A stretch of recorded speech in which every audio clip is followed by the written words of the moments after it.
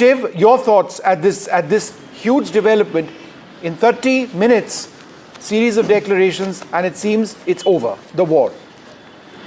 The near war. So the indications coming in from what the Foreign Secretary has said, Vishnu, appear to suggest that about 12 to 13 hours after India struck all those air bases in Pakistan, I'm just giving a timeline, this is not a reasoning, but 12 hours after India struck those, a phone call was made from the Pakistani side. The DGMO called India's DGMO. An understanding was reached that the two sides would stop firing with immediate effect from about 5 p.m. today, and that's how it worked. Now, how Trump actually plugs into all of this is probably actually getting the DGMOs, to over the sound of all those weapons, actually make that hotline phone call to each other. Now, remember that just before this ceasefire announcement happened from Trump's side, Gauri and Vishnu, remember that there were indications from the government, at the highest levels of the government, that India is changing its rules of engagement and that all terror attacks from Pakistan will now be seen as acts of war, indicating that India is changing the paradigm of retribution,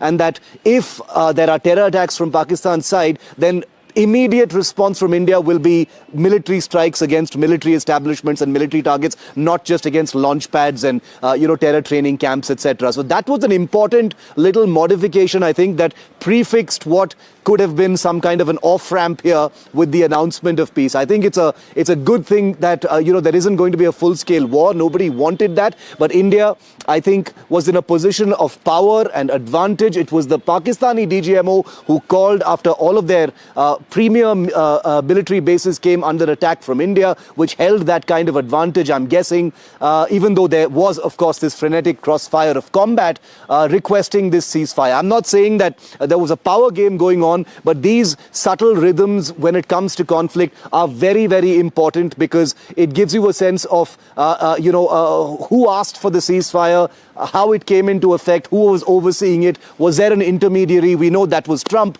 but 5 o'clock onwards, just 12 hours after their bases were being attacked, and I agree with what you said, Vishnu, what a surreal day. Indeed, what a surreal day, and very quickly all of this came together, and a very brief announcement that has been made by the Foreign Secretary, by India, in terms of ceasefire. Details of that, in terms of how it will now unwind, is something probably, Shiv, you can help us understand, given the fact that it happened so quickly. But what will be the process of ensuring that normalcy returns and, we move back towards that normalcy phase? And sorry to interrupt, but Shiv, just 12 hours ago, you were jumping around because there were explosions around you. And over here, we're talking about, peace. Sorry, Gauri, but it's just unreal.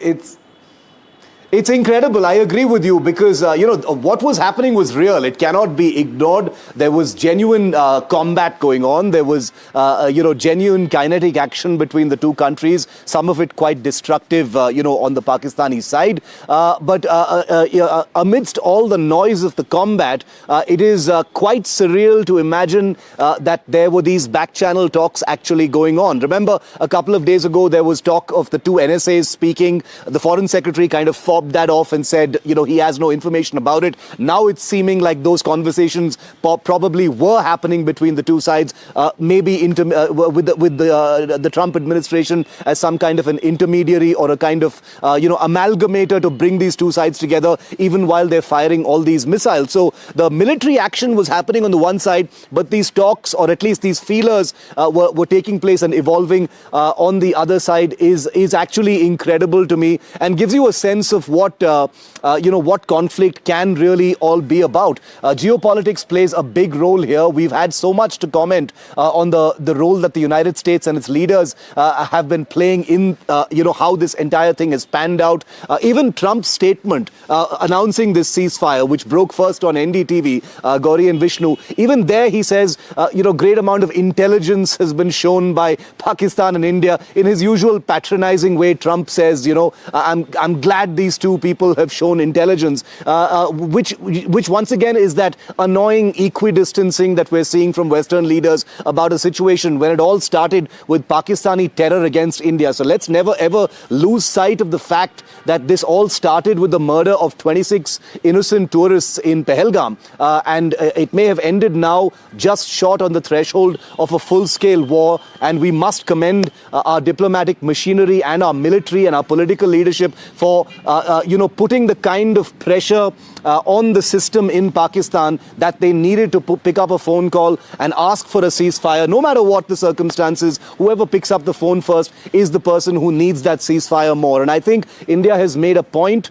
by changing the paradigm of combat, targeting military installations directly, including in Rawalpindi. Let's never forget that. I don't think there's any doubt, Vishnu, and I agree with you. This is going into the history books. On a day when, a scalp probably landed in Rawalpindi, the two countries have announced a ceasefire.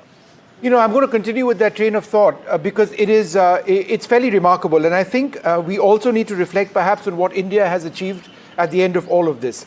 The horrific Pahalgam terror attack took place. India launched military strikes into Pakistan. We hit Bahawalpur, we hit Muridke, we knocked out the headquarters of the Jaish-e-Mohammed, an important training center of the Lashkar-e-Toiba. We eliminated a large number of terrorists who were directly responsible for 26/11. We noticed and we have evidence of the fact that at the funeral of some of these terrorists, there were Pakistani officials present over there. That goes to prove that they continue to endorse terrorist leaders. We then had to face the brunt of Pakistan's military onslaught. Our armed forces did take that on. We'll get the full details of what exactly happened over the next few days. But India then hit back. India hit back, attacking 7 airfields or facilities, all military targets, unlike Pakistan, which was hitting civilian targets as well. And the damage caused in some of the Pakistani airfields was fairly severe. At some stage during the day, at a time when Pakistan continued with its counter-military operations, the talks actually resulted in something which fructified into the Pakistani Director General of Operations calling up his Indian counterpart and them agreeing that, look, let's put an end to it right now.